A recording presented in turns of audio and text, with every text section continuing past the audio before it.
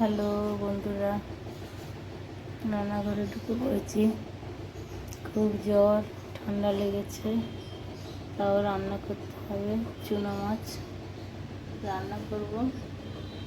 কাঁচা লঙ্কা কেটে নিয়েছি, চুনো মাছটা পেঁয়াজটা ভেজে নিয়েছি। এবারে মাছটা ভাজবো। চুনো মাছটা চুনো মাছটা ভাজা হয়ে গেছে। এবারে ভেজে রাখা জিনিসগুলো দিয়ে দিলাম, পেঁয়াজ আর লঙ্কা। পেঁয়াজটা ভেজে নিলে ভালো হয়।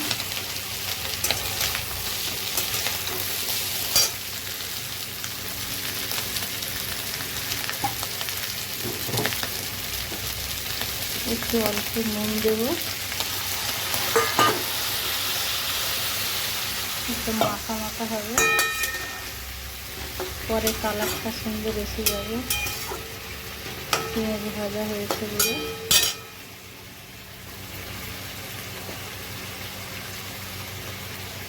একটু লবণ দেবো, বাস।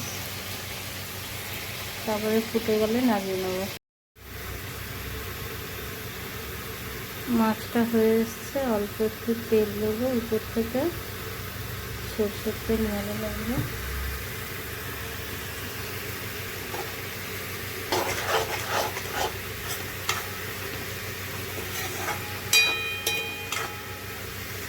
হয়ে গেছে, এটা নামিয়ে নেব। চুনো মাছের ঝালটা রেডি, ঢেলে নিচ্ছে।